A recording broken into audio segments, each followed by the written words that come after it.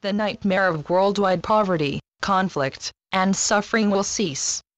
March 25, 2016. We are all evolving spiritually because creation, reality is ever ongoing. There is no final destination, just a continual growth in joy and happiness that continuously uplifts and inspires. God, our Father, the Source, all that is, wills our happiness and joy, and so it will be accomplished.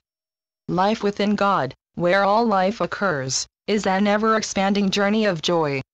In contrast, the human life experience is one in which you strive to accomplish something, and on achieving what you intended, soon find it unsatisfying, and so you seek something new to replace or supersede it. Satisfaction is impossible within the illusion, because nothing there is real. Temporary pleasure or satisfaction does of course occur, but the pleasure or satisfaction cannot and does not last.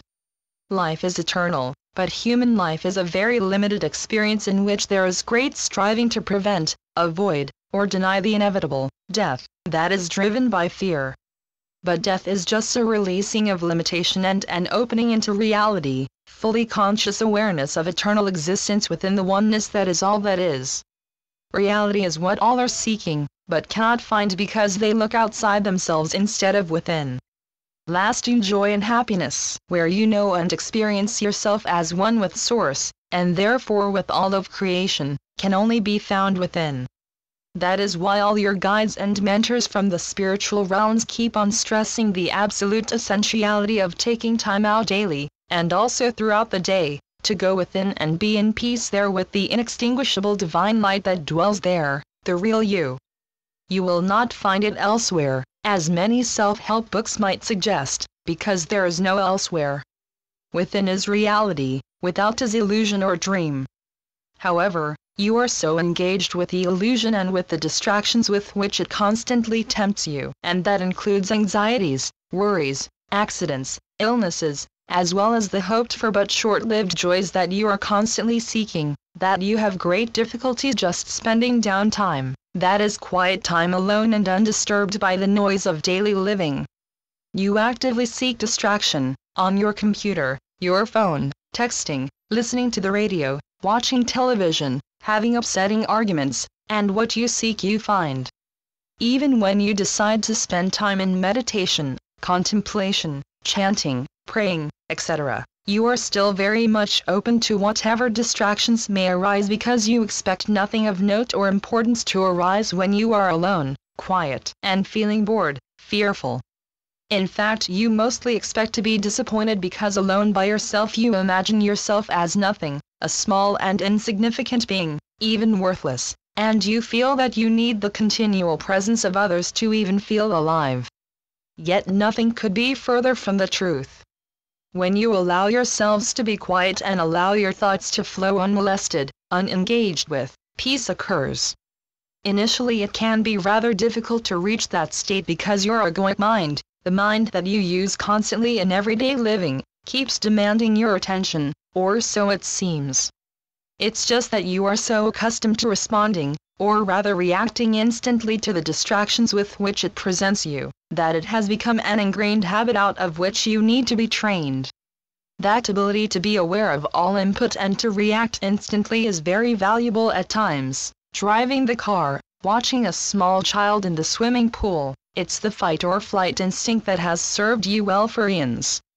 But now, as you evolve spiritually, it is essential to be able to distance yourself from instant reaction and judgment. To be in a meditative state is to be fully alert. You miss nothing, you just do not engage.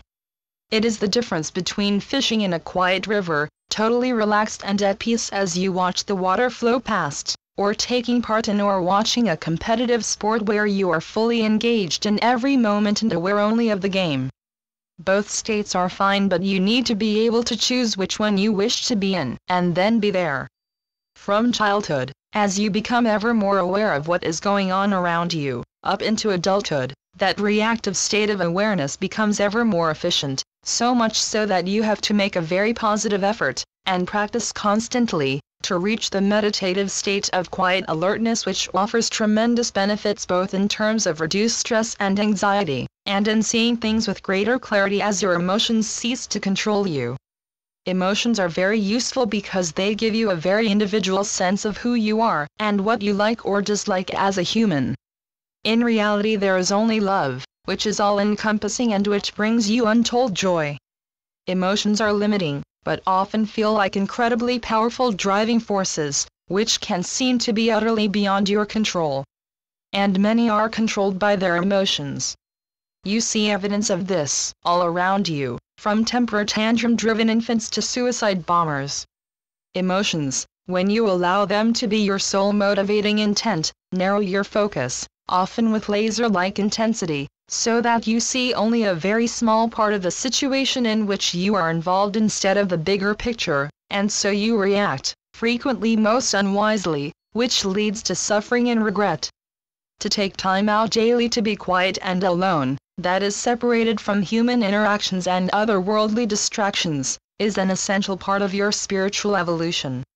All of humanity is evolving spiritually, even when it is unseen and unacknowledged, because that is the purpose of human existence. You chose to experience separation from your source, but you have also chosen to return to oneness, and, as humans, most of you remain unaware of either of those choices. However, a great awakening is underway. The love of God, the energy field of infinite power in which all that exists is eternally enveloped, has flooded the planet and everyone has wet feet. Wet feet cannot be ignored, you have to do something about them, and changing your socks is not enough. You have to deal with the source of that wetness, and you do so by coming to the awareness that in fact you do not have wet feet, you do not have feet at all, because you are one with the wetness. You and the wetness are one, the divine source from which creation is flowing eternally, and from which you have never been separated. Separation from God, the source of all that exists, is impossible, it can only be imagined. To be separated would be to cease to exist, you know that, and so to even imagine it, which you do as humans, is indeed terrifying.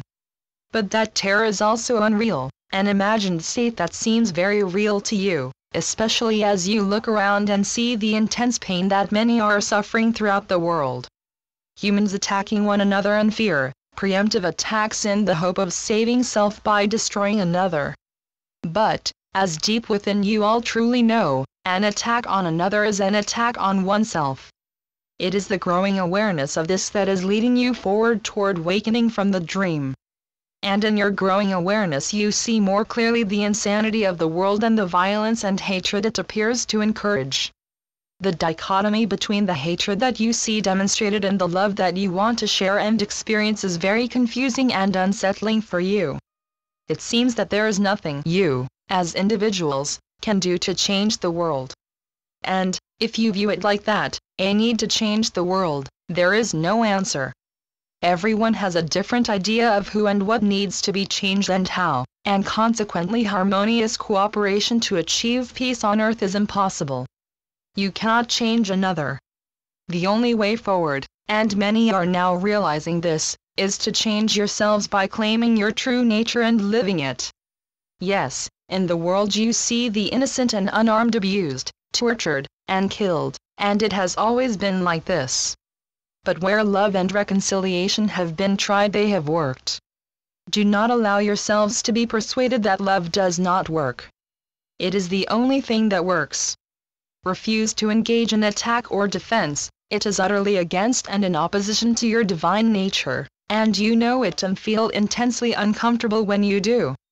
You may attempt to justify yourselves by telling yourselves that there was no other option, that violence has to be opposed by violence, otherwise intense suffering occurs, but deep within, you know this is not true, and that violence inevitably leads to more violence. There is no such thing as a just war. You all know this. To deny it does not make it just. Uncountable numbers have acknowledged this, and although violence and suffering persist, the tsunami of love is opening hearts all across the planet to bring an end to the nightmare in which you have been seemingly enveloped for so long. Open your hearts if you have not already done so, and intend with all your heart to extend and intensify the tsunami of love that envelops you in every moment, and watch in joy as conflicts wind down and terminate. You are making it happen by your own intent to be only loving whatever the situation, and you have infinite assistance from those in the spiritual realms in reality. The nightmare of worldwide poverty, conflict, and suffering will cease.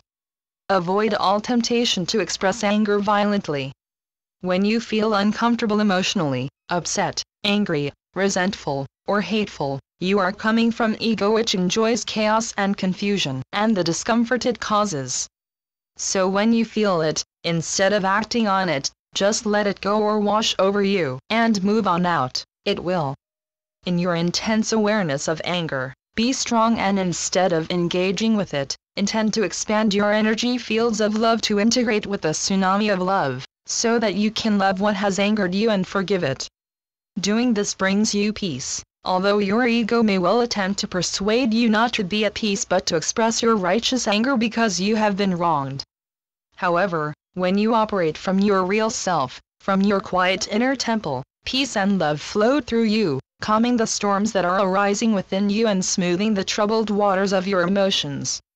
That is why I keep stressing the importance of going within daily, to be quietly at one with your real or higher self and with God. That is your task on earth at this critical moment in humanity's evolution, because that is what is bringing humanity to wakefulness. You cannot fail, because it is God's will and yours that humanity awakens, but your loving input from your inner temple is essential to dissolve the remaining foundations on which the illusion depends. Your loving brother, Jesus. Channeled by John Smallman. johnsmallman2.wordpress.com